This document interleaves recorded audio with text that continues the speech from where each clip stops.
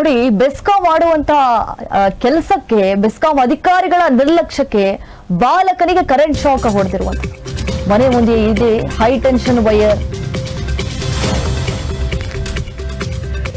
ಕೈಗೆಟುಕುವ ರೀತಿಯಲ್ಲಿ ದೊಡ್ಡದಾದಂತಹ ಡೇಂಜರಸ್ ವೈರ್ ಇದೆ ಅಂತೆ. 3ನೇ ಮಹಡಿಯಿಂದ ಪೊರಕೆಯೊಂದನ್ನ ಕೆಳಗಡೆ ಎಸೆದಿದ್ದ. ಆ ಪೊರಕೆ ಹೈ ಟೆನ್ಷನ್ ವೈರ್ಗೆ ತಗುಲಿದ್ದಕ್ಕೆ ಬಾಲಕನಿಗೆ ಕರೆಂಟ್ ಶಾಕ್ ತಗುಲಿದೆ.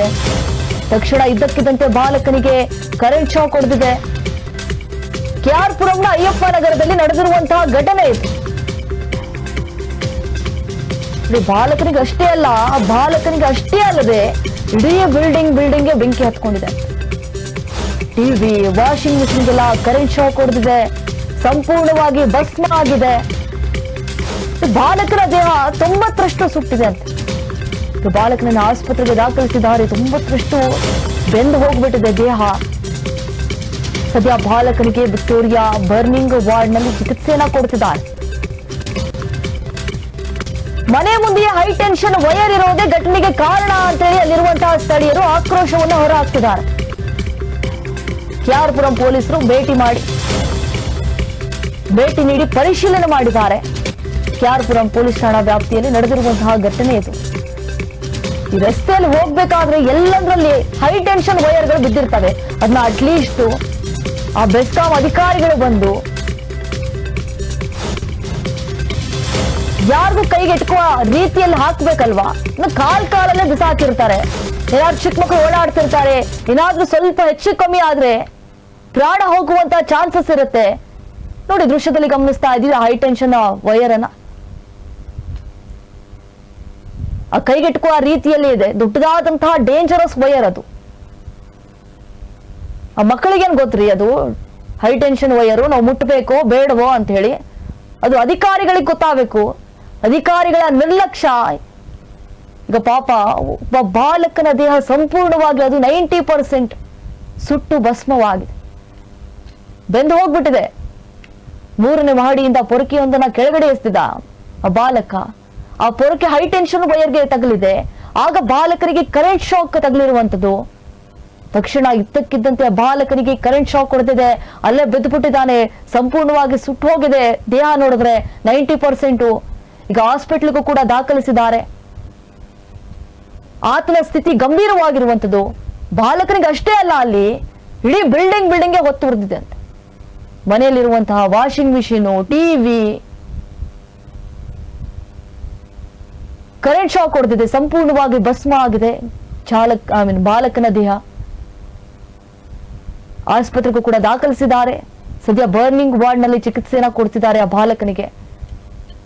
ಇಷ್ಟರ ಮಟ್ಟಿಗೆ ಬೇಜವಾಬ್ದಾರಿತನ ಮೆರೀತಾರೆ ಅಂದ್ರೆ ಬೆಸ್ಕಾಂ ಅಧಿಕಾರಿಗಳು. ರೋಡಲ್ಲಿ ಹಂಗೆ ಬಿದ್ದಿರ್ತವೆ, ಅದನ್ನ ತೆಗೆದು ಹಾಕ್ಬೇಕು, ಏನೂ ಇಲ್ಲ.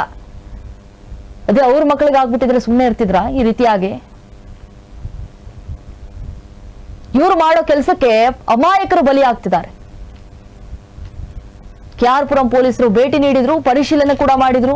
ಆ ಬೆಸ್ಕಾಂ ಅಧಿಕಾರಿಗಳಿಗೆ ಕಾನೂನು ರೀತಿಯಲ್ಲಿ ಕ್ರಮವನ್ನ ಕೈಗೊಳ್ಳಬೇಕು. ಅವ್ರು ಮಾಡಿರುವಂತಹ ಕೆಲಸಕ್ಕೆ ಈಗ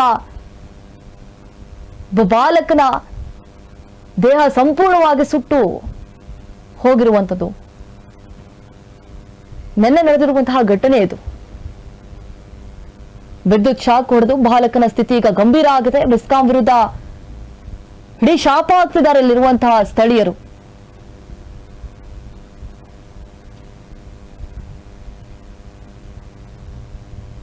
ಹತ್ತು ವರ್ಷದ ಬಾಲಕ ಅನಂತ್ ಅಂತ ಹೇಳಿ ಗುರುತಿಸಲಾಗಿದೆ.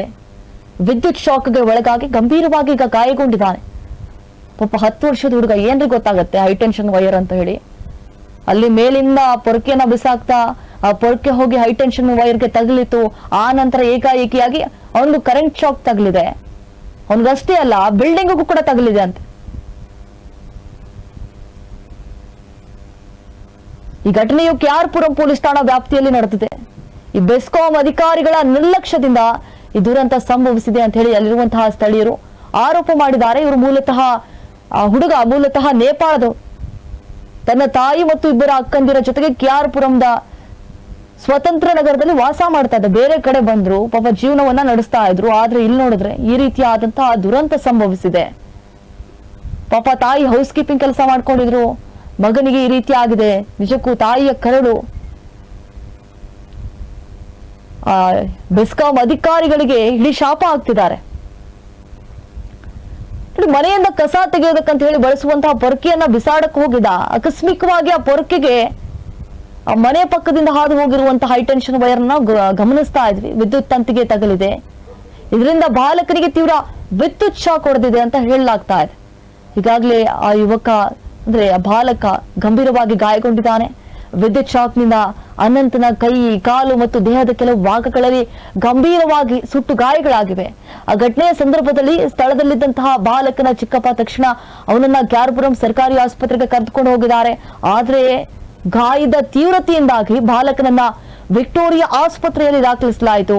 ವಿಕ್ಟೋರಿಯಾ ಆಸ್ಪತ್ರೆಯಲ್ಲಿ ಅನಂತನಿಗೆ ತೀವ್ರ ನಿಗಾ ಘಟಕದಲ್ಲಿ ಐಸಿಯುಯಲ್ಲಿ ಚಿಕಿತ್ಸೆಯನ್ನ ಕೊಡಲಾಗ್ತಾ ಇದೆ. ಆದ್ರೆ ಆತನ ಸ್ಥಿತಿ ಚಿಂತಾಜನಕವಾಗಿದೆ ಅಂತ ಹೇಳಿದ್ದಾರೆ ವೈದ್ಯರು. ಈ ಶಾರ್ಟ್ ಸರ್ಕ್ಯೂಟ್ ನಿಂದ ಮನೆಯ ವೈರಿಂಗೇ ಧ್ವಂಸ ಆಗಿದೆ. ಅಲ್ಲಿರುವಂತಹ ಸ್ಥಳೀಯರು ಬೆಸ್ಕಾಂ ಅಧಿಕಾರಿಗಳ ವಿರುದ್ಧವಾಗಿ ಇಡೀ ಶಾಪ ಹಾಕ್ತಿದ್ದಾರೆ.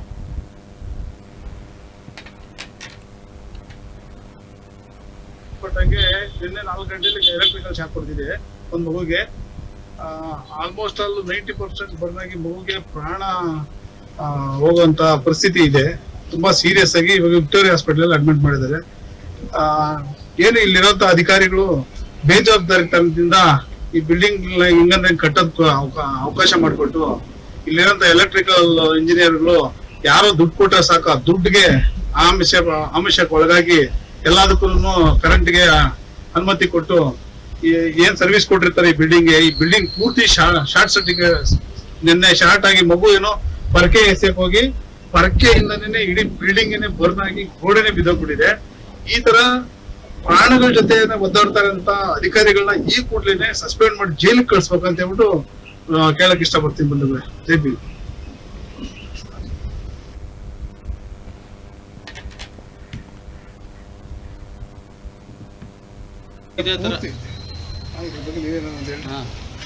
ಮನೆ ಪೂರ್ತಿ ಆ ಒಂದು ಶಾಕ್ಗೆ ಅಲ್ಲಿ ಹೊಡೆದಿರುವಂಥ ಕರೆಂಟ್ ಶಾಕ್ಗೆ ಮನೆ ಪೂರ್ತಿ ಎಲೆಕ್ಟ್ರಿಸಿಟಿ ಇರುವಂಥ ಎಲ್ಲ ಕನೆಕ್ಷನ್ಸು ಸಹ ಬರ್ನ್ ಆಗಿದ್ದಾವೆ.